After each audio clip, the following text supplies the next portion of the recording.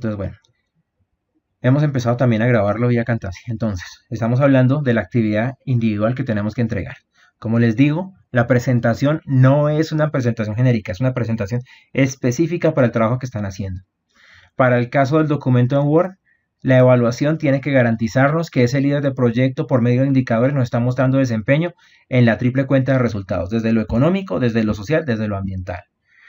Revisando el texto de Beyond Greening, Strategy for a Sustainable World, de Stuart L. Hart, tenemos que mirar, ¿sí?, los elementos que constituyen el desarrollo de un portafolio. Y sabemos que un portafolio está compuesto de programas y proyectos que no necesariamente están relacionados entre sí. Tenemos que mirar entonces cómo este proyecto que estamos trabajando durante el curso nos puede ayudar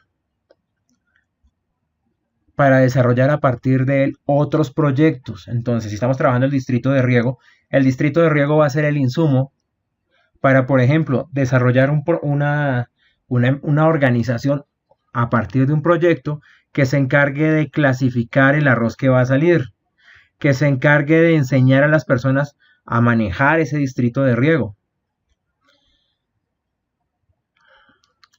Y entonces ahí empiezan a aparecer proyectos que están relacionados, y entonces estamos hablando de programas. Pero también puede que haya otros proyectos que no están relacionados. Esta red de riego, por ejemplo, puede utilizarse para producir, dado que tenemos arroz, por ejemplo, hacer lo que se hace en Oriente. Se tiene arroz y se tienen peces. Entonces, lo que cae, las semillas del arroz, que no se producen, que no germinan, se convierten en el alimento de los peces. Y los peces, con sus excretas, generan el abono para el arroz. Entonces estamos desarrollando varios procesos que están relacionados entre sí, ¿sí? O que puede que no. El objeto social no era solo peces o solo arroz, sino que en el proceso se fueron desarrollando otras cosas. Podemos desarrollar proyectos de capacitación a partir de esos circuitos de riego, de esos mecanismos de riego. Por ejemplo, le enseñamos a otro cómo hacer, ¿sí?, un proyecto similar y estamos capacitando. Luego de eso tenemos que seleccionar las mejores respuestas. La mejor presentación se va a convertir en los primeros entregables de nuestro trabajo colaborativo. El trabajo colaborativo luego nos pide una fase adicional. Ahí sí, nos dice, revisen la estructura del GPM de un proyecto, de un proyecto verde, la administración de un proyecto verde, que se muestra a continuación. Estos son los criterios básicos de un GPM. ¿Cuál consideran ustedes que es la variable más relevante para que desde la dirección de proyecto se garantice que este sea exitoso? Y entonces, tenemos 4 criterios. Los grupos, ¿sí?, donde tenemos que mirar la integración, la gestión de los stakeholders, el alcance, los recursos, el tiempo, la parte financiera, los criterios de riesgo y oportunidades, la calidad, el desempeño, las adquisiciones, el impacto y las comunicaciones. Entonces, hay que seleccionar una. Si, por ejemplo, yo tomé stakeholders, los stakeholders van a afectar, por ejemplo, desde el punto de vista de la orientación a la sustentabilidad del proyecto, toda la parte social, toda la parte económica, toda la parte ambiental, toda la parte ética, la parte de principios y la parte de valores. La evaluación del proyecto. Si me voy por la parte organizacional, entonces tengo que mirar que haya un alineamiento de sistemas, de los sistemas de la organización hacia el desarrollo del proyecto. Si lo miro desde el punto de vista de la estrategia, sabemos que la estrategia tiene que unirse, enfocarse, apoyar, ¿sí?, la misión y la visión de la organización, los procesos clave y los procesos estratégicos de una organización. Si lo miro desde los outcomes, los resultados, también diré que hay que garantizar que ese proyecto que yo he desarrollado durante todo el semestre sea sustentable. Y si estamos hablando de una escuela, entonces ¿cómo garantizamos que sea sustentable? Que esa escuela garantice un tope mínimo de matrícula que permita cubrir costos, por ejemplo, que cubra los costos docentes, que cubra el costo del mantenimiento de la institución, que si hay que hacer mejoras, no nos tengamos que esperar hasta que alguien nos diga, oiga, sí, venga, le ayudo, sino que el mismo centro de educación generó sus ingresos para poder trabajar. Entonces, eso es lo que tenemos que mirar en este caso. Tenemos que considerar, tenemos que evaluar, tenemos que avanzar en eso. Lo que tiene que ver con el ciclo de vida de los activos, el enfoque de los activos. ¿Qué vamos a hacer con esos activos? ¿Hay activos fijos? Sí. Por ejemplo, la maquinaria. ¿Qué vamos a hacer con esa maquinaria? Tenemos computadores, por ejemplo. ¿Qué pasa con los computadores cuando se hacen obsoletos? ¿Quién los va a recibir? ¿Sí? Que compramos portátiles porque era más adecuado que tenerlos. ¿Quién va a manejar, por ejemplo, los discos duros cuando se dañen? Las baterías. ¿Quién se encarga de eso? ¿Sí? ¿Quién nos va a apoyar en el proceso de reciclaje? Y finalmente, la realización de los beneficios. ¿Cómo garantizamos que nuestro proyecto genera beneficios? Que nuestro proyecto puede ser utilizado, tiene una vida útil, ¿sí? Que nos permita decir, oiga, apostémosle a este proyecto y saquémoslo adelante. Luego nos dice, dentro de la gestión de proyectos se habla de portafolios, unión de proyectos y programas proyectos relacionados entre sí. De esta manera, si en un determinado momento 4 municipios quieren replicar el proyecto que ustedes seleccionaron, desde la óptica de los 6 principios del cambio que se ilustran a continuación, ¿cómo se podría desarrollar un plan de gestión de dirección de programas? Esos 6 principios son los 6 principios que sustentan un proyecto GPM. Entonces, el primer principio tiene que ver con la necesidad de reportar. ¿Sí? Reportar implica cuantificar, implica medir, implica informar, ¿sí? Implica contar. Entonces, ¿cómo vamos a crear criterios que nos permitan que el interesado en el proyecto esté informado, sepa de qué estamos hablando? ¿Cómo lo vamos a hacer? ¿Qué criterios vamos a considerar? ¿A quién le vamos a informar? Y entonces, recordemos que dentro del desarrollo del proyecto se habla de la gestión de los interesados y que la gestión de interesados habla de matrices, ¿sí? De gestión de interesados. Entonces, apliquemos eso. ¿Cómo vamos a informar a esos interesados? ¿Cómo tomamos decisiones éticas? Y cuando tomamos decisiones éticas, ¿cuáles son los criterios que sustentan que esas decisiones que tomamos son éticas? ¿Sí? ¿Éticas frente a qué? ¿Cuáles fueron los criterios que utilizamos para decir somos éticos, somos transparentes, somos confiables, somos creíbles? ¿Quién nos dijo eso? ¿Quién nos facilitó el acceso para poder ingresar a un nuevo nicho de mercado? ¿Quién nos dio esa licencia social?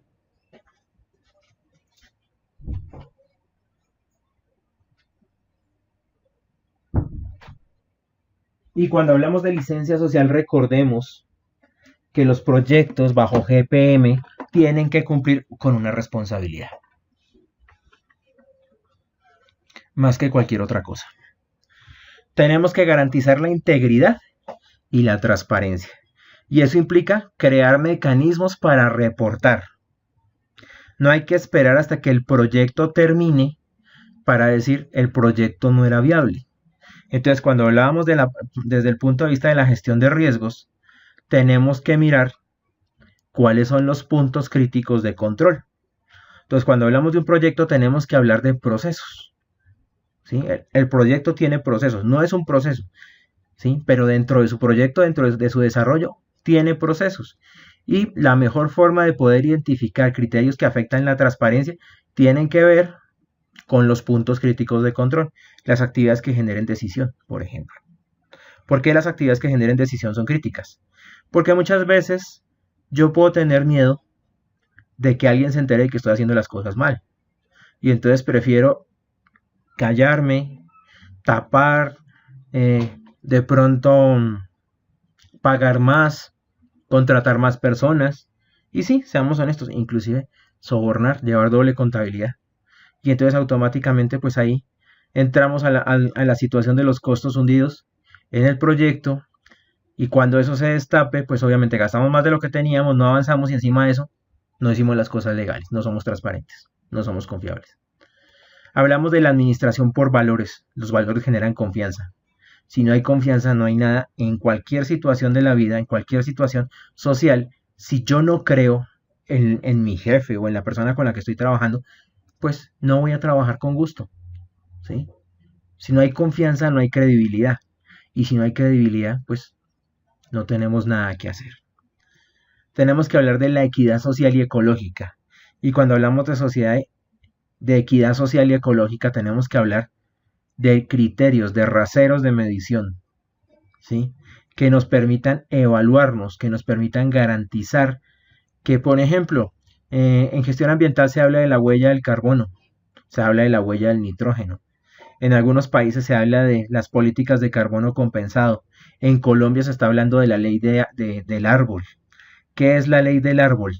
La ley del árbol dice que todo municipio en Colombia, de ser sancionada esa ley, esperamos que más o menos en 2 semanas salga, que en Colombia, en todo municipio, debe haber al menos un bosque plantado, administrado y conservado por el municipio. ¿Sí? ¿Por qué? Pues porque es una de las formas de mitigar el cambio climático. Es una de las formas de generar oxígeno, ¿sí? Y a futuro posiblemente prevenir deforestación. Entonces, muchas empresas ya lo hacen, ya desarrollan. Por ejemplo, estamos hablando de EPM. EPM todos estamos viendo lo que pasó con Hidroituango, pero ninguno se ha puesto a pensar en la cantidad de árboles que ellos han sembrado, ¿sí? Porque es que si hay árboles, hay agua. Si hay árboles, hay aire. Si hay árboles, hay biología. Si hay biología, hay vida. Y si hay vida, hay sostenibilidad y hay futuro. Entonces, algo tan simple como sembrar un árbol, lo que hacen, por ejemplo, en Cartagena, las empresas de agua, la empresa de agua de Cartagena, Aguas de Cartagena, por ejemplo, le dijo a sus abonados, adopten un árbol. Y entonces la persona va y siembra el árbol y con el apoyo de la empresa de servicios públicos, el árbol va creciendo y entonces cada persona desarrolla un sentido de pertenencia, de cuidar su árbol, de hacer que su árbol prospere. Y en el proceso sabe que ese árbol va a ser refugio, ¿sí? Refugio para aves, refugio para ardillas, por ejemplo. Y le va a garantizar, por ejemplo, protección. Hoy tenemos un problema en Cartagena, ahí sí. Es en Cartagena, Aguas de Cartagena, la empresa Aguas de Cartagena. En Cartagena hay un problema en este momento, por ejemplo, y es un problema ambiental. Y es que ante el aumento de temperaturas, mientras en el centro del país está haciendo muy frío, está lloviendo, bueno, ya no tanto, pero hace unas semanas estaba lloviendo bastante en el centro del país. En el Caribe estaba haciendo calor, mucha calor, y está haciendo calor. Entonces, Cartagena tiene el problema de que destruyeron los árboles, se me fue el nombre, y entonces no hay árboles que den sombra en la bahía, no hay árboles que den sombra en las lagunas. Y entonces en ese orden de ideas,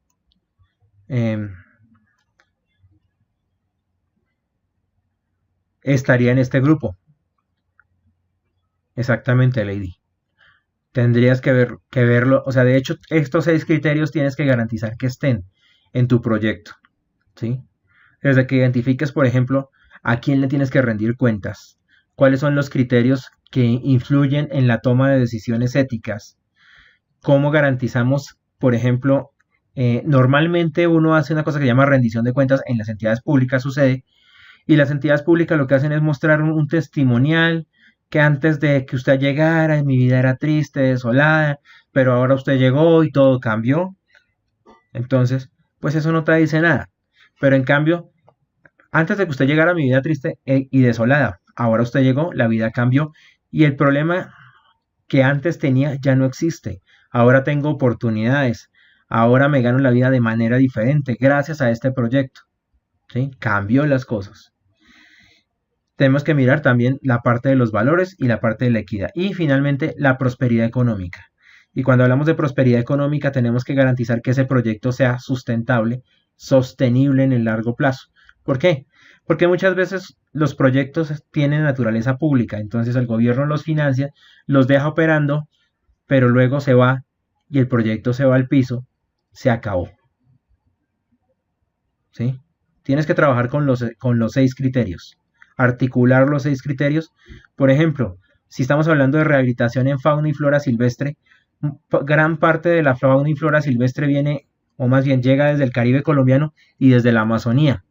Entonces, como por ejemplo un pueblo, no sé, eh, en el Cesar, de pronto Valledupar quiere tener su proceso de rehabilitación, y Sahagún también lo quiere hacer, y Villavicencio lo quiere hacer, y Acacías también lo quiere hacer, y Leticia está interesada en hacerlo, ¿sí?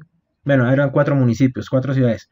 Entonces, ¿qué les puedes aportar tú para que ellos puedan desarrollar lo que se está haciendo?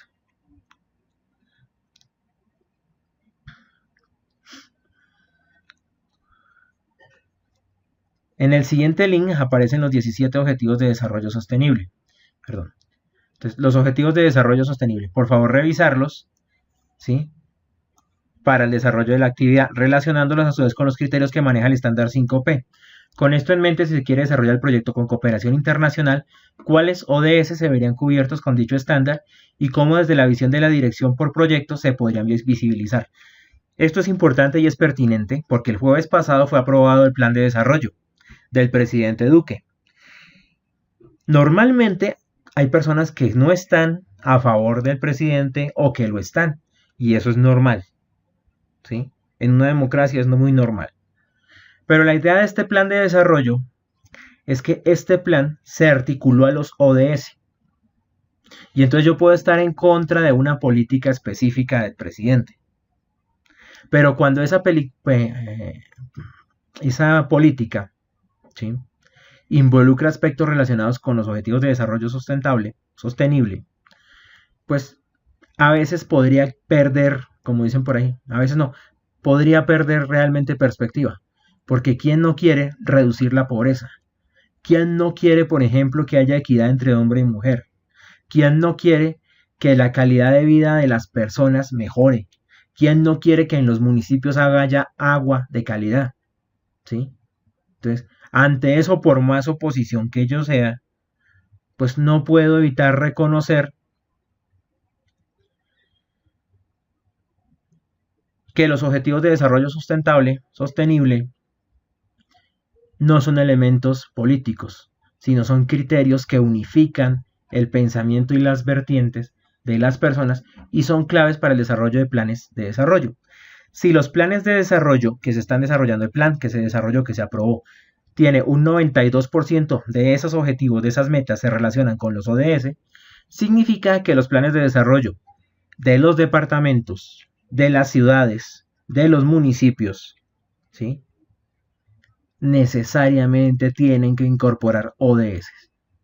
Porque de lo contrario, pues, no van a tener validez, ¿sí? Porque en esa figura de la planeación en donde hay una política que es nacional, que la idea es que el país se convierta en una nación de ingresos medios altos para poder dar respuesta a los requisitos de la OCDE. Entonces, todos los proyectos que se desarrollen de aquí en adelante van a tener que considerar estos criterios, ¿sí? Económicamente rentable, ambientalmente sustentable y socialmente responsable. Proyecto que no cumpla con eso, automáticamente va a salir de circulación. Por eso necesitamos trabajar con indicadores. Otro criterio. En la dirección de proyectos se asumen 7 errores que inciden en el desarrollo de un proyecto. Estos son, a su vez, creer que la sustentabilidad no es relevante para el negocio. Ya sabemos que sí es relevante. La sustentabilidad no solo es vital para el negocio, sino que influye en su continuidad. Si uno no hace las cosas de manera sostenible, ¿sí?, corre el riesgo. ¿Me escuchas ahora, Lady? Si uno no hace las cosas de manera sustentable, hay una sanción social, porque ¿qué es sustentabilidad? La sustentabilidad es garantizar que lo que yo recibo hoy se entrega en la misma condición mañana y, de ser posible, mejor. de tal manera que las futuras generaciones puedan aprovechar eso que yo estoy desarrollando, ¿sí? Entonces, si me entregaron un parque, mi responsabilidad es dejar ese parque en la misma condición en la que me lo entregaron o mejor, ¿sí? Entonces, la sustentabilidad es clave. Si no hay sustentabilidad, no tenemos nada. La sustentabilidad influye en los riesgos de una organización y en consecuencia los riesgos que puede tener un proyecto, ¿sí? Son muy claves. ¿Por qué? Cuando hablamos de riesgos hay dos tipos de riesgos, las amenazas, los riesgos negativos y las oportunidades, los riesgos positivos. Entonces, si yo construyo al lado del río Bogotá, pues hay un riesgo negativo cuando se va a inundar. Y puede que los jarillones que se monten, pues no me protejan. Como pasó en Bogotá, en una zona que se conoce como la calle 80, y hace unos años se inundó, generó afectaciones para los tenedores de bienes inmuebles. Algunos tuvieron que desocupar, otros tuvieron que reconstruir, algunos se les cayeron las casas, los apartamentos, ¿sí? Otro criterio, no considerar la gestión transparente del negocio. Ya hemos hablado en muchas ocasiones que si no hay algo transparente, pues primero no se obtiene capital porque la transparencia influye en los riesgos. Si yo veo que usted me oculta información, yo no le voy a creer. Yo voy a desconfiar y en consecuencia no voy a invertir en usted. Y si yo no invierto, habrán otros que también se van a dar cuenta de eso y tampoco van a invertir y van a dejar el negocio, el proyecto, sin financiación. Y hoy hablamos, ¿sí?, acerca de que un proyecto que no es transparente tiene sanciones sociales. Sanciones sociales que las pueden encontrar en redes sociales, ¿sí? El mismo Hidroituango, por ejemplo, del que hablábamos hace un momento, es un ejemplo de eso. Probar y arreglar los problemas sin involucrar a nadie. Una sola golondrina, dice el dicho, no hace verano. Y es un dicho sabio, es un dicho cierto. Implica, ¿sí?, trabajar bastante con los interesados, con las personas con las cuales yo voy a desarrollar mi proyecto. ¿Por qué? Porque esto permite crear vínculos, permite reducir riesgos. Si yo estoy involucrado en el proyecto, pues todos los demás que estén en ese proyecto se van a sentir involucrados y van a participar también, porque a todos les afecta lo que pase. En cambio, si cada quien va por su lado, pues lo único que interesa es recuperar lo que tiene y ya. Y lo recuperamos y luego nos vamos. Y no ha pasado nada y todos estamos tan tranquilos como si nada. Contratar a la persona equivocada para solucionar problemas. Esa sí que es clave. Entonces, contratamos a veces personas solo porque son nuestros amigos, porque los conocimos, porque nos caen bien, pero no necesariamente son las personas idóneas. Y cuando eso pasa, pues los proyectos no logran el cometido que deberían tener. Y en esas situaciones, pues obviamente tenemos problemas de sobrecostos, tenemos problemas de insatisfacción. Y muchas veces puede que esa persona, por ejemplo, un ejemplo simple, en los conjuntos, en la propiedad horizontal, ahora que estamos eso fue en el mes de abril, las reuniones. Contratamos un contador para que saneara las finanzas del conjunto y resulta que el contador se fue y dejó todo tirado. Porque dijo, oiga, yo no sé hacer esto, no sé arreglarlo, el software que ustedes tienen no lo manejo yo. Y todos quedamos ensayados. Y a veces también tiene que ver otra situación que no está ahí, cuando no se sabe qué es lo que se quiere en el proyecto. Y en ese caso, tenemos que considerar lo que se ve en esta ilustración. Alguien pensó que la solicitud del usuario era un columpio con 3 espacios. El líder del proyecto entendió que el columpio debía estar atado a 2 ramas. El analista de sistemas, para facilitar las cosas, decidió colocarle soporte al árbol y cortó el árbol por donde estaba el columpio para que se pudiera mover. El programador ató a la rama 2 cuerdas, ¿sí?, y dejó el columpio en el piso. El consultor externo En aras de generar procesos de mejora continua, un benchmarking, un Kaizen, decidió que el columpio tenía que tener la figura de un sofá para que fuera más cómodo. Nunca se llevó documentación del proyecto, así que nunca se supo cuál era el avance, qué elementos afectaban el, qué, el alcance, cuáles criterios tenían que ver con riesgos, nada de eso. Y entonces, pues no había nada de soporte, en consecuencia las decisiones, pues cómo tomar algo sobre algo que no existe o sobre algo que no tiene un sustento. Producción, lo que debió clave para poder desarrollar fue colocar una cuerda al lado del árbol. El presupuesto del proyecto fue sobredimensionado.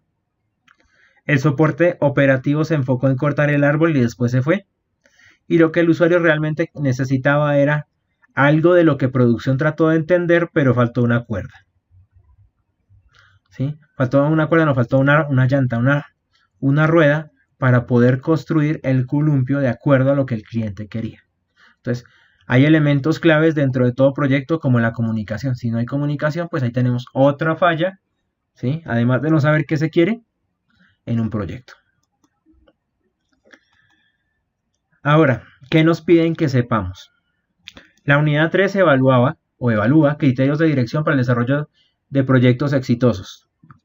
Hay unas metodologías, la metodología PRINCE, que se enfoca en integrar métodos sustentables, es decir, un proyecto en donde usted tiene la fase de inicio, la fase de planeación, la fase de ejecución, seguimiento, control y cierre.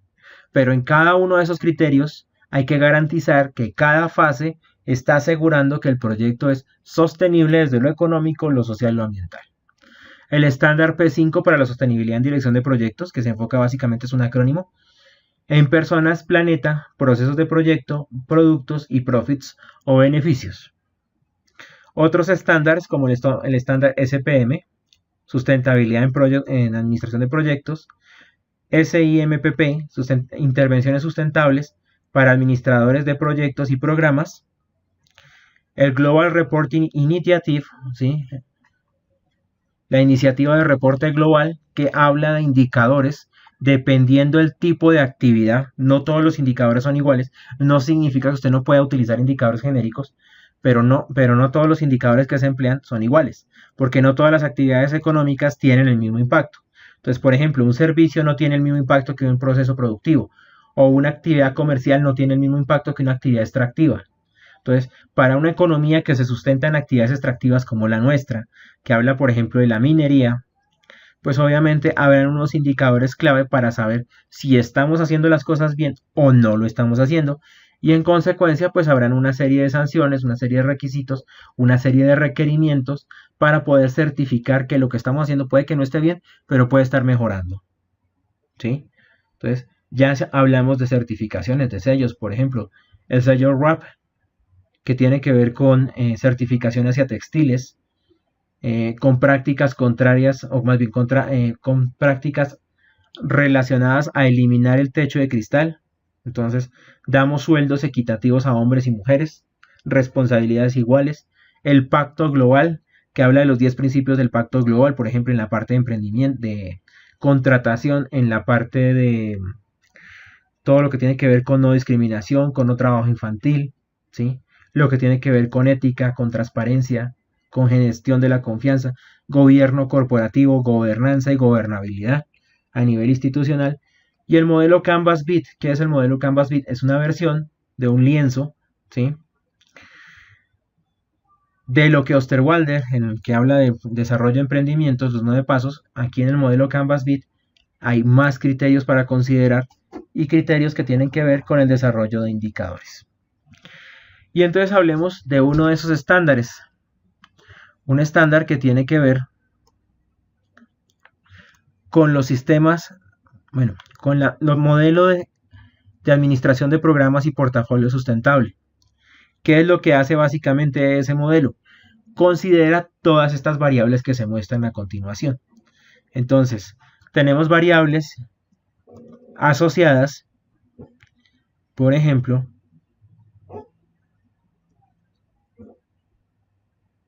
con variables asociadas con el trabajo, prácticas laborales y trabajo decente. Prácticas laborales implican, por ejemplo, la contratación, el despido, el desarrollo de recursos humanos. El trabajo decente implica relaciones asociadas, por ejemplo, a los horarios de trabajo, a la logística, a los recursos que se tienen para poder desarrollar el trabajo. La integración del manejo de las personas desde el punto de vista del consumo responsable y la producción responsable. Los derechos humanos, el comportamiento ético, los transportes, transporte que no contamine, por ejemplo, es un criterio diferencial. Hoy hablamos, por ejemplo, dentro del Pacto Global, de criterios que inciden en la competitividad de una organización, tan simples como saber quién es su proveedor de transporte, tan simples como, por ejemplo, identificar quién maneja la logística inversa.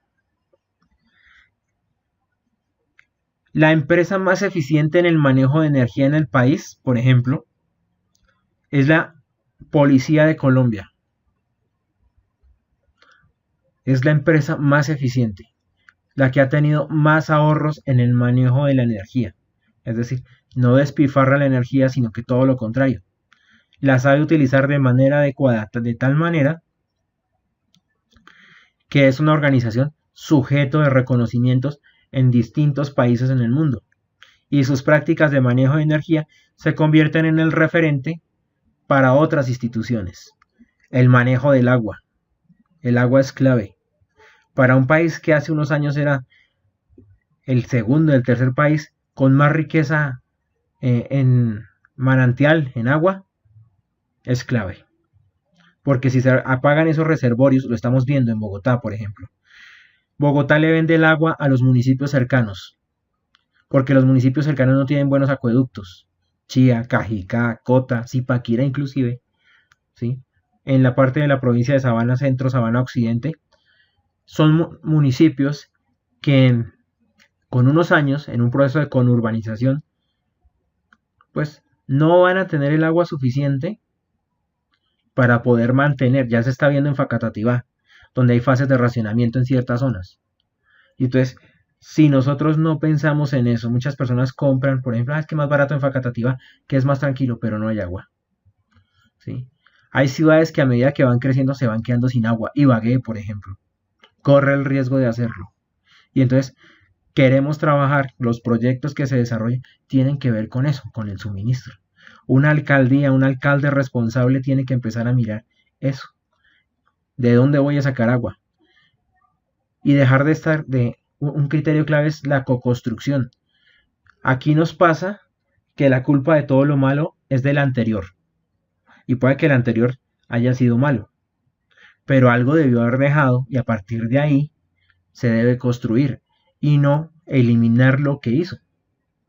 Lo que tiene que ver con las adquisiciones, el manejo de materiales, las utilidades, el retorno a las inversiones. La agilidad en los negocios. ¿Qué quiere decir con la agilidad en los negocios? La capacidad de responder en el corto tiempo a necesidades cambiantes, a contextos de cambio. La estimulación de la economía. Los proyectos que se desarrollen bajo GPM deben contribuir al desarrollo de la economía. ¿Cómo? Por ejemplo, dirán ustedes, no todos los proyectos tienen que generar utilidades, sí beneficios. Beneficio y utilidad es diferente. El beneficio es más hacia lo social. ¿Sí? Por ejemplo, vamos a desarrollar un proyecto que mejore la calidad nutricional de los niños. Si mejora la calidad nutricional de los niños ganan peso, ganan estatura, tienen mejor salud y también tienen mejor desempeño educativo. Mejor desempeño en sus estudios significa que no se van a dormir en el colegio. Y entonces en ese proceso, si no se duermen en el colegio, la productividad de una región va a aumentar. La administración de los casos de negocio, qué es lo importante en cada proyecto, qué hay que aprender, cuáles son las lecciones aprendidas, qué lo hace diferente de otro. La gobernanza, ¿qué es la gobernanza? Que usted tenga poder, que usted tenga la habilidad como líder de proyecto para administrar el proyecto, pero sobre todo que los que están a su cargo le crean.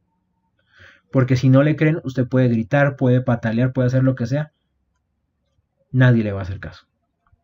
El liderazgo, la capacidad, pero no es el liderazgo tradicional, ¿sí? Que se enfoca en hagan esto, sino ese liderazgo que es transformacional, que es capaz de construir un camino, que es capaz de cambiar, de dejar, dirían algunos, de dejar huella.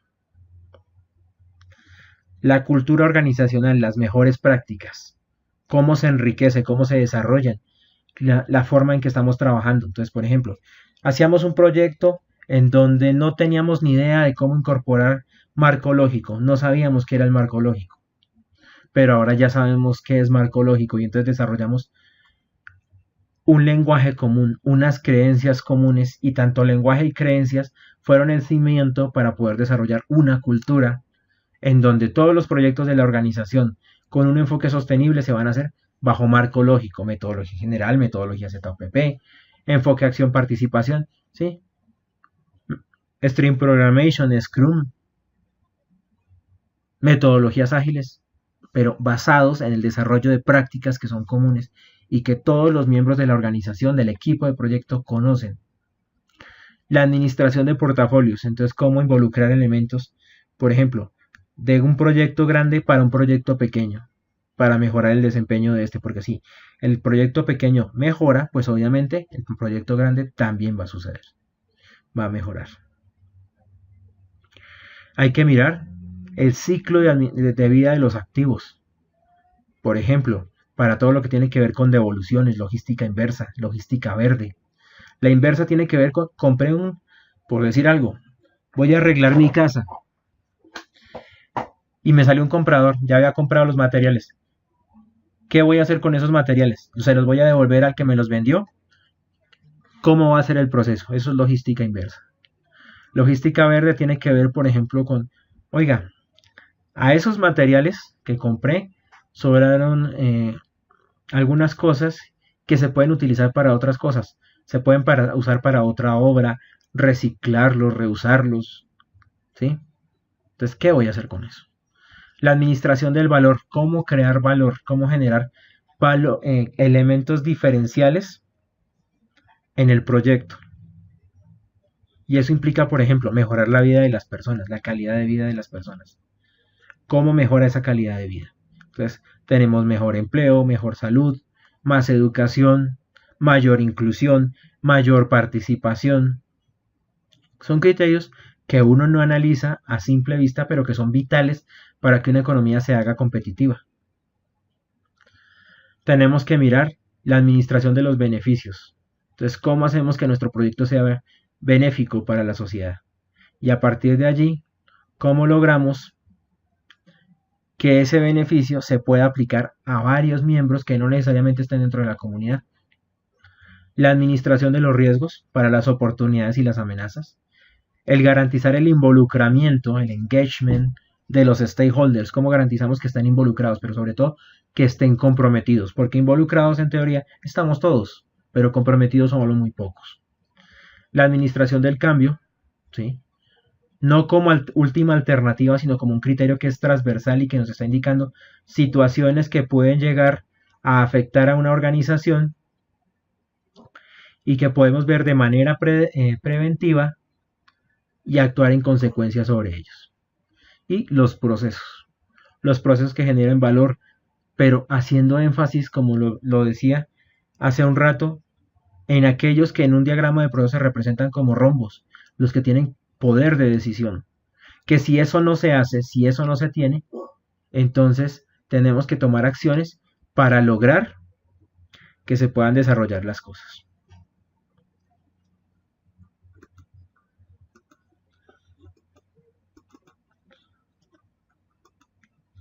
Y entramos a hablar de los ODS, los 17 Objetivos del Desarrollo Sostenible.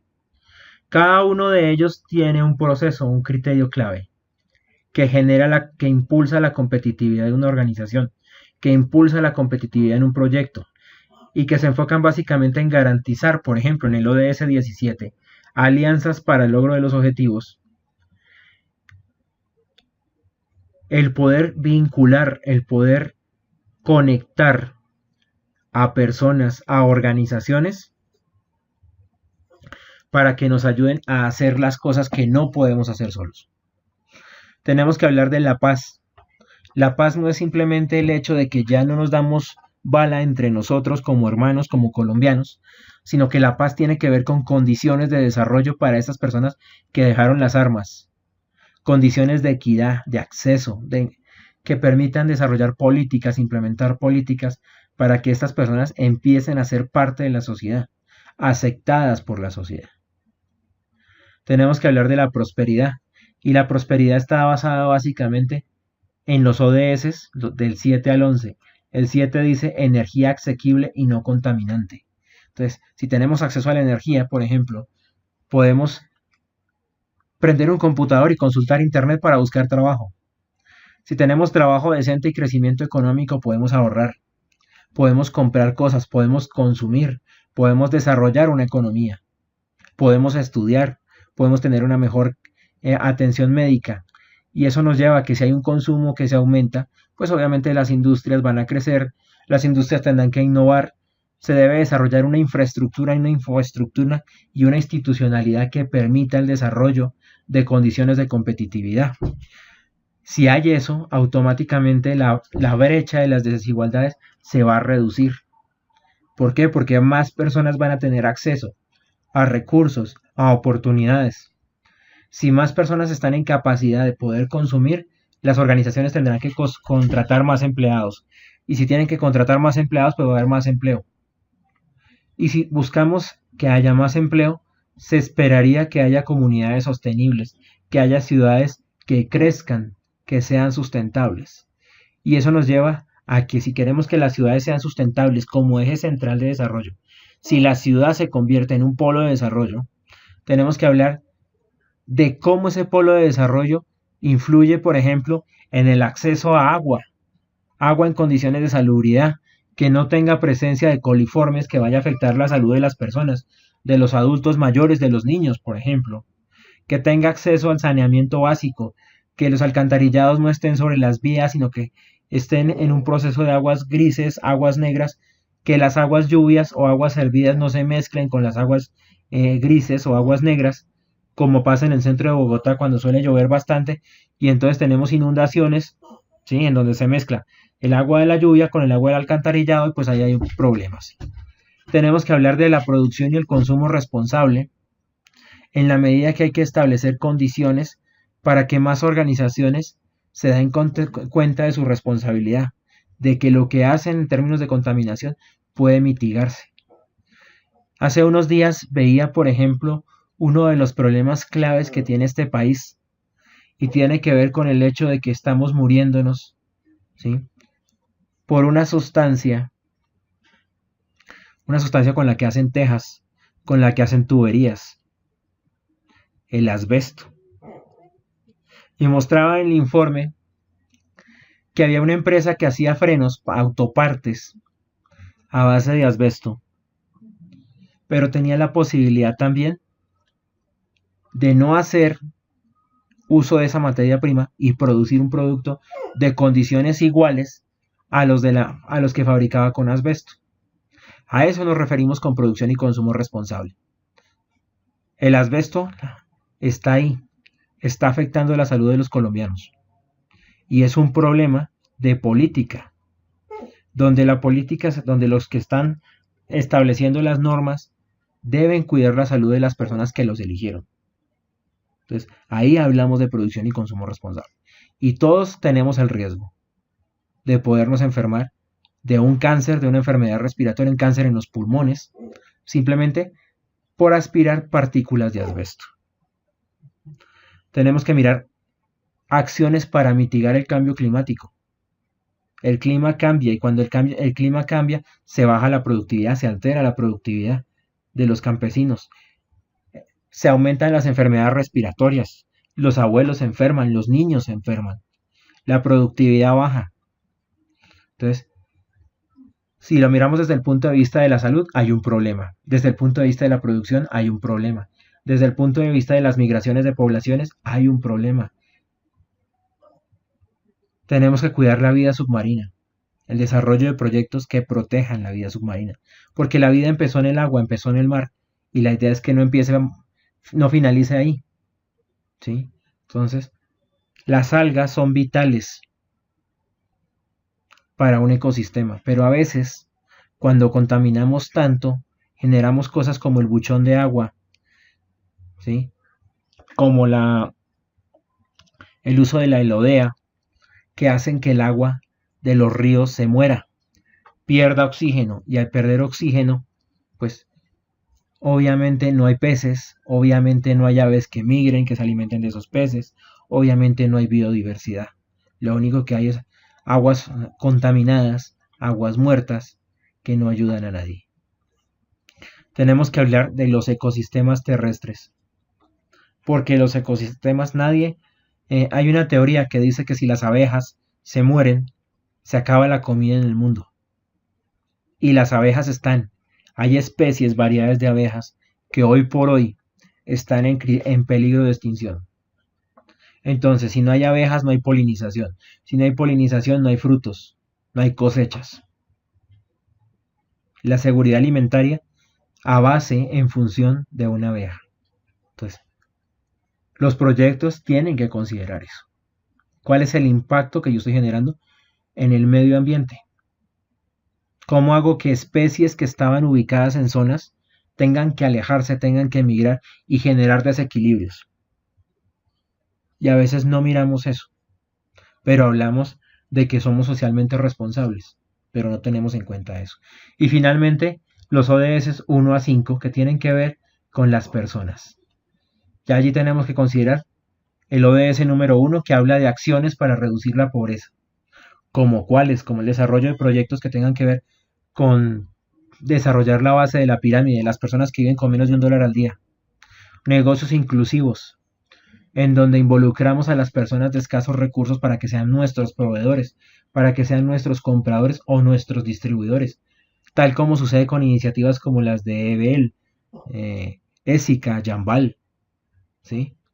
Que convierte a sus vendedoras, las personas que compran sus productos, en sus vendedoras y representantes. La política de hambre cero. El problema del hambre no es que haya escasez en producción, hay un problema de distribución y acceso. Y entonces cuando hay un problema de distribución y acceso hay que crear canales que faciliten que las personas puedan llegar a alimentarse de manera adecuada. Y eso implica el desarrollo de proyectos, ¿sí? El hambre se puede erradicar porque tenemos producción suficiente de alimentos para cubrir las demandas de toda la población mundial. Pero el problema está en el acceso, en la inequidad de la distribución del ingreso y sobre todo en la distribución de los alimentos. Políticas de bienestar que, por ejemplo, reduzcan la morbilidad y la mortalidad en niños menores de 5 años, la política de 0 a 5, en las madres que dan a luz y que pueden por alguna situación desangrarse, enfermarse, morir. La educación de calidad.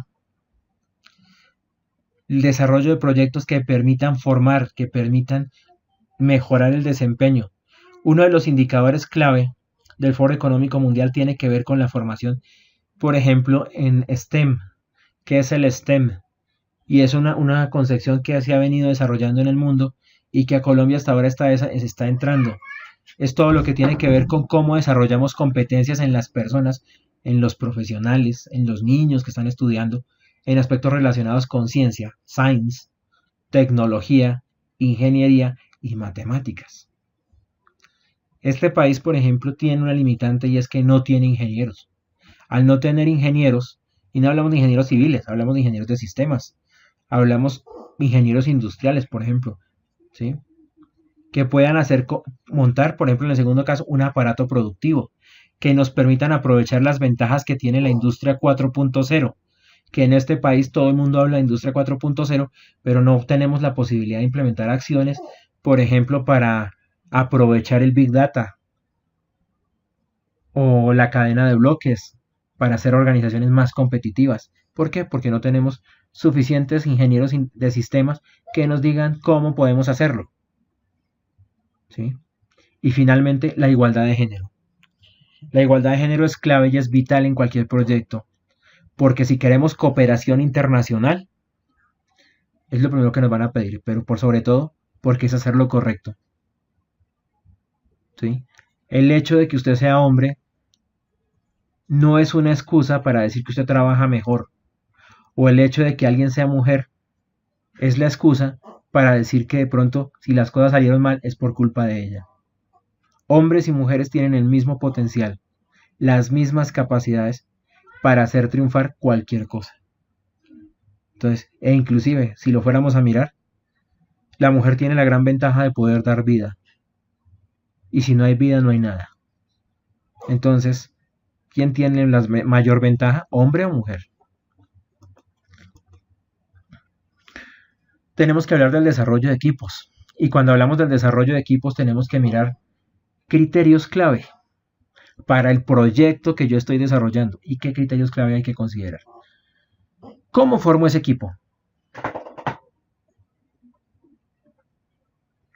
¿Qué requisitos requiero para tener un equipo, conformar un equipo?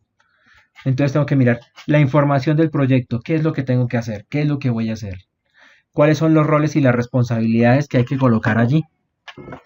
Es decir, quién hace qué, hasta qué punto participa.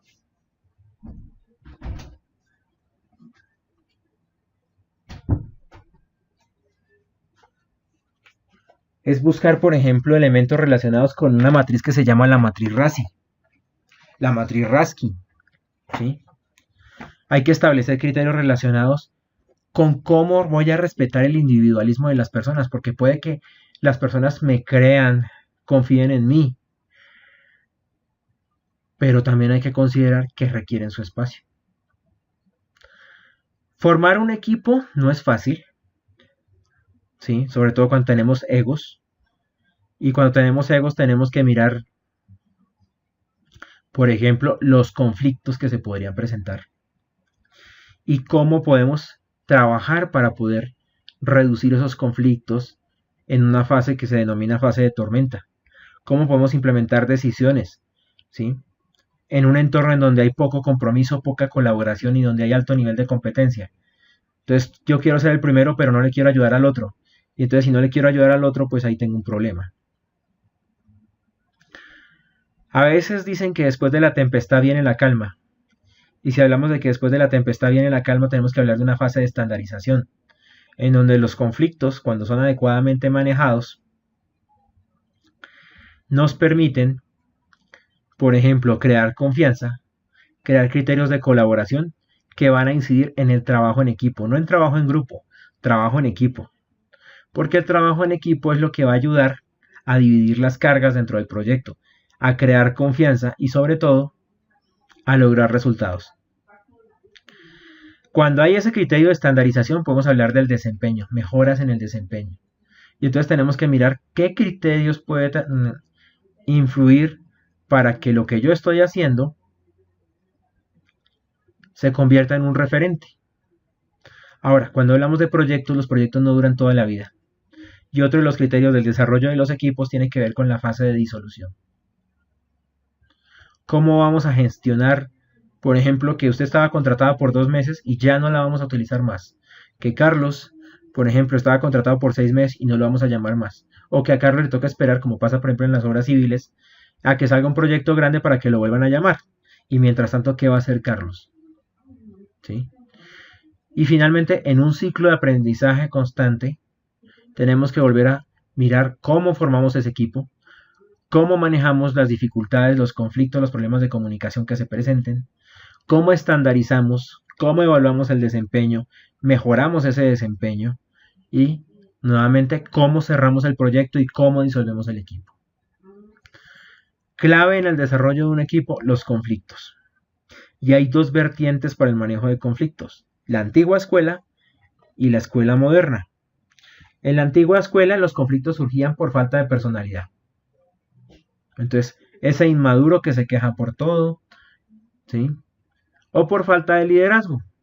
Entonces, cuando una persona, por ejemplo, hacía concesiones a todo, pues eso obviamente genera conflictos. Es que usted me dio permiso, pero a mí también. Entonces, se fueron los 2 de permiso y no había quien trabajara en el proyecto. ¿Y la culpa fue de quién? Del líder del proyecto que no supo nivelar las cargas. Hoy, los conflictos son inevitables, son necesarios. Son parte de una organización, parte de la vida. Y la idea de la gestión de conflictos se basa en aprender de esos conflictos para poder gestionarlos. Los conflictos entonces generan relaciones, interacciones interpares, entre pares, y eso implica el uso de técnicas para poder negociar los conflictos, aprender a ceder, aprender a presionar cuando se tiene que presionar, ¿sí? Amenazar cuando hay que amenazar, porque también es necesario, ¿sí? O sea, la parte de la negociación tiene que ver con amenazar, con decir, si esto no pasa, vamos hasta aquí, este punto y nos seguimos, y a ver quién pierde.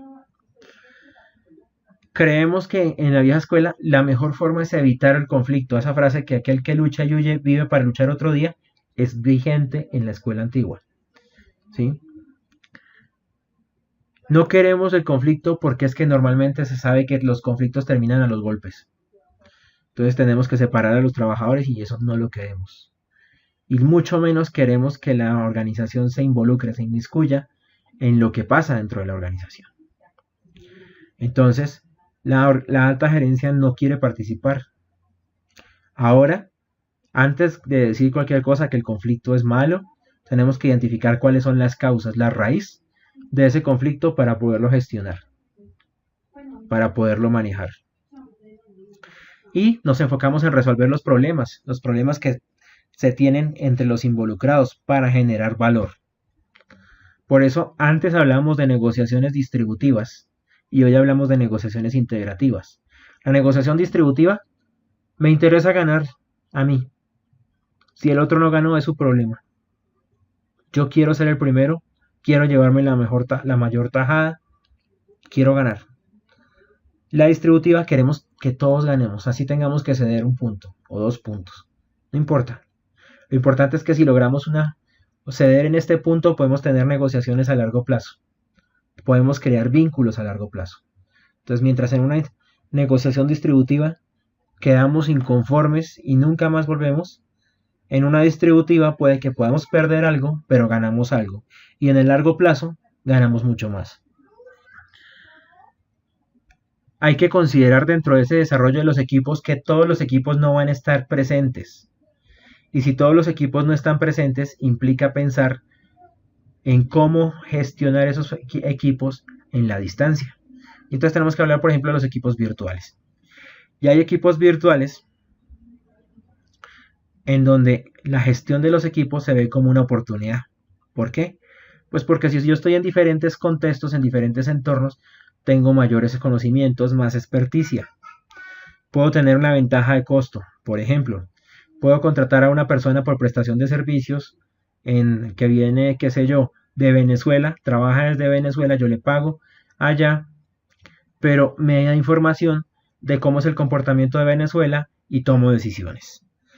Hay conocimiento en diferentes mercados porque pues obviamente tenemos diferentes ubicaciones, podemos saber en qué mercado podemos ubicarnos, en qué zona podemos ubicarnos. Un ejemplo clave de eso, por ejemplo, es el equipo que tenemos, cuando el equipo funciona. Entonces, podemos tener información, oiga, ¿cómo es un proyecto en Nueva Granada, Magdalena? ¿Cómo es un proyecto en Neiva? ¿Cómo es un proyecto en Ibagué? ¿Cómo es un proyecto en Castilla la Nueva?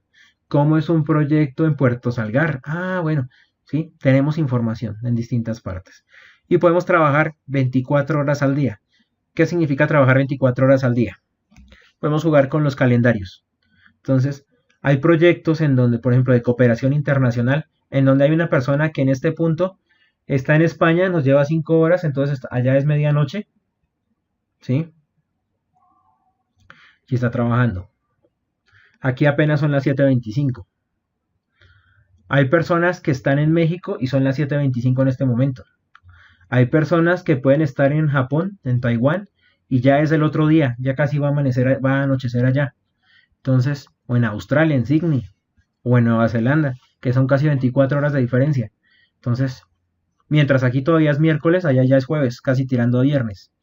Entonces, eso implica manejar horarios, pero también puede ser ventajoso porque se puede trabajar prácticamente todo el tiempo.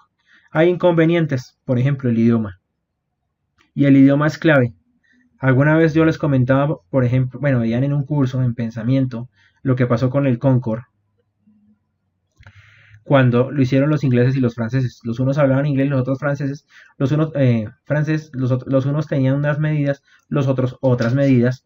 Los unos no se ponían de acuerdo con el nombre, uno quería que se llamara Concorde, el otro quería que se llamara Concorde, y entonces, pues, todas esas cosas. Incompatibilidades culturales, las creencias son claves. Dificultades a la hora de establecer bases comunes, es decir, criterios comunes para poder desarrollar algo, para poder crear. Hay menos interactividad, eso implica que a veces hay problemas de confianza, hay que trabajar bastante en eso. Y pues ante el problema de la confianza hay que trabajar en cómo fortalecer vínculos, en cómo hablar más, en cómo conectarse más, involucrarse más dentro de lo que se está trabajando. Otro criterio que hay que considerar para el desarrollo del equipo tiene que ver con lo que maneja el PMBOK, por ejemplo, sobre el manejo de las personas. Y entonces, otro criterio que consideramos es el plan de recursos humanos. ¿Cuáles son las personas que necesito? ¿En dónde las voy a adquirir? ¿Cómo voy a capacitarlas? ¿Sí? Para que mejoren su desempeño, para que sean más productivas, más competitivas. ¿Y cómo voy a gestionar a través de informes de desempeño que me digan si tengo que fortalecer procesos de capacitación, si tengo que solicitar cambios en el equipo o si tengo que actualizar ese equipo? Por ejemplo, contratando más personas, cambiando personas de área, ¿sí? Trayendo personal por contratos específicos, por ejemplo, un contrato de obra o labor, un contrato mano alzada, llave en mano. Otro criterio tiene que ver con el modelo Canvas del BID, Banco Interamericano de Desarrollo. Y cuando hablamos de esto, tenemos que considerar, por ejemplo, criterios que tengan que ver con lo que tenemos que trabajar. Entonces, básicamente, vemos aquí unos números. Unos números que nos van indicando cosas que tenemos que hacer. Entonces, lo primero que tenemos que mirar es una propuesta de valor. ¿Qué nos hace ser novedosos? ¿Sí? Diferenciales en ese proyecto que vamos a trabajar. ¿Cuál es nuestro mercado objetivo? ¿Cuáles son las tendencias que hay en el mercado? ¿Cuáles son los hitos de los consumidores? ¿Cómo esos hitos influyen en la creación de valor? En la evaluación de condiciones para el desarrollo de mejoras dentro de ese proyecto.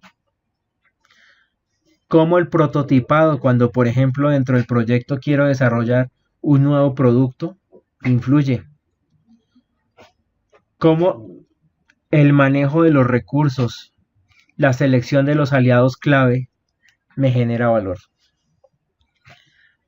Cómo por ejemplo el manejo de los recursos, ¿sí?, puede influir en el desarrollo de ventajas competitivas, ¿sí?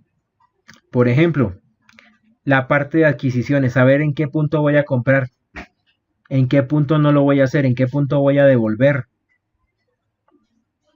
Hay que mirar la estructura de costos, los procesos productivos, los retornos a partir de un modelo de ingresos, la estrategia de precios, el plan de venta, el plan de marketing, el plan financiero, la estrategia de marcas. Lo que tiene que ver con crear un escenario futuro, la planeación de ese escenario, el desarrollo de una estrategia de crecimiento que garantice que el proyecto sea sustentable. Y las métricas, los criterios de evaluación, los indicadores.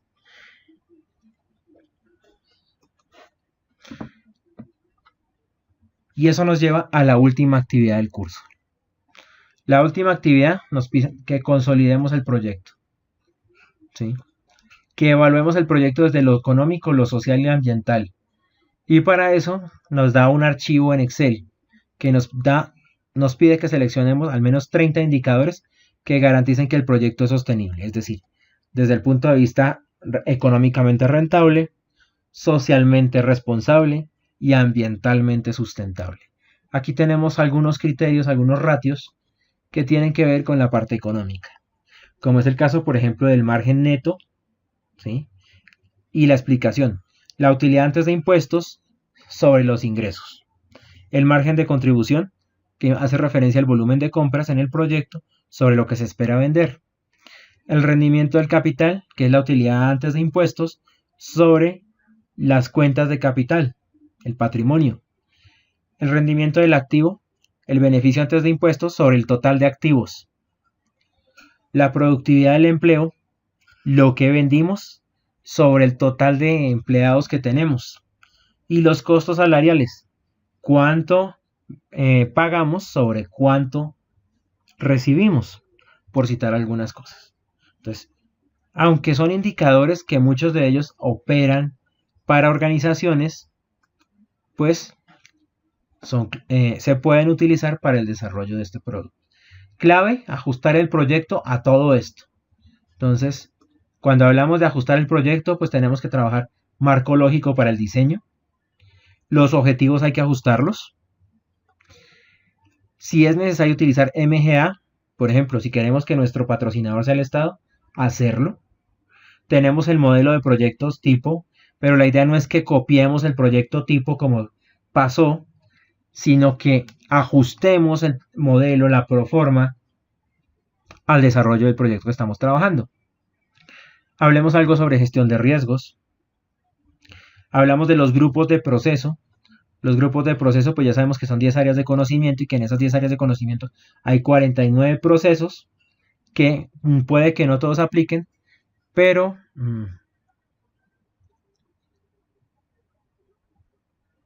sí hay beneficio económico. Sí se puede. Cuando tú hablas de un santuario, por llamarlo de alguna forma, un centro de recuperación de especies decomisados, podemos incluir algo que se conoce como la evaluación ambiental de proyecto. Alguna vez ya lo habíamos mencionado con la matriz de Leopold, pero en este caso tenemos que hablar de algo que se llama costos contingentes, costos hedónicos y costos de viaje. El costo contingente tiene que ver con ¿será que lo hacemos? ¿Será que no lo hacemos? Y si lo hacemos, entra el costo contingente.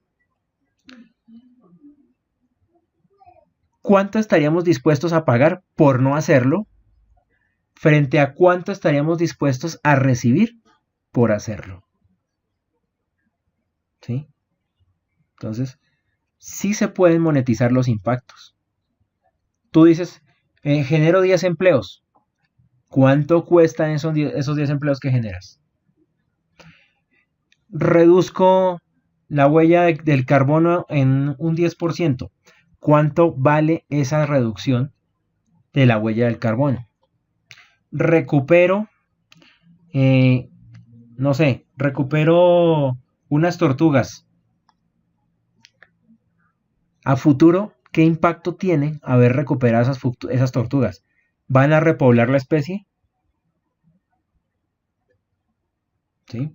Entonces, ¿cuánto cuesta hacer eso? Entonces, la idea es, todo se puede monetizar. Y a veces las personas trabajan más desde ese punto de vista. Entonces, hice que los niños, en un proyecto, hice que los niños aumentaran de talla y peso. E hice que los niños mejoraran su capacidad cognitiva. ¿Y eso qué significa? Pues que los niños van a perder menos años, que los niños van a entender más, que los niños no se van a dormir y que si entienden, aprenden, comprenden, es posible que en un futuro, en una generación, en 20 años, esa zona que era deprimida, gracias a que esos niños se alimentaron bien, ya no lo va a hacer. Retomando, hay estándares de gestión, entonces los estándares que veíamos, ITMA, por ejemplo, P2M, los criterios del PMBOK, la ISO 21500 y la metodología PRINCE, que la volvimos a mencionar al comienzo, y lo que hablamos en esta sesión de la unidad 3.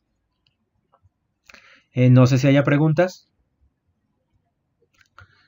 Entonces quedaría atento a esas preguntas. Andrés no dice nada, pensé que era Carlos, pero perdón, presento disculpas. Tatiana, quedo atento.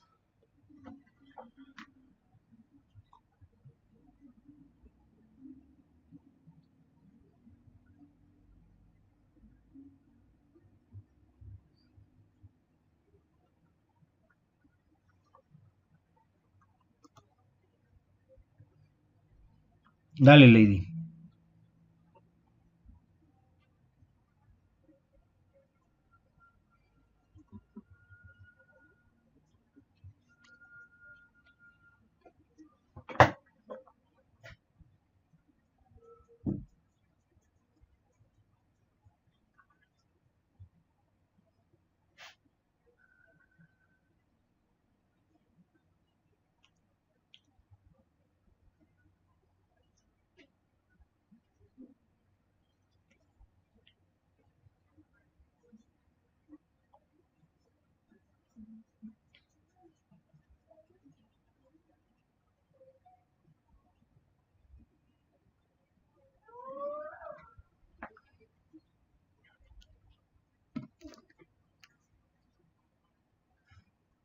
Podrías hacerlo, sí. Podrías hacer una estimación aproximada de esos datos.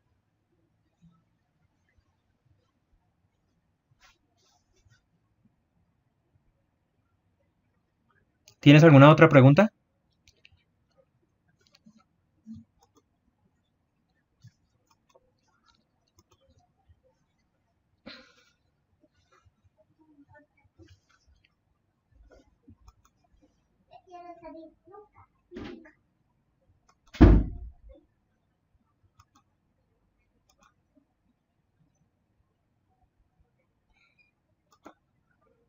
Bueno, entonces voy a terminar de revisar los aportes de cada uno de los grupos entre hoy y mañana para ya el cierre de la actividad, para que tengan en cuenta lo que vimos hoy. Entonces, gracias por la atención y los mejores éxitos para esta actividad que ya está a puertas de cerrar. Sí, claro, me puedes escribir por el correo, con todo gusto. Ahí te contesto. Bueno, muchas gracias igualmente, Lady, que descanses. Andrés, también buena noche y estamos en contacto.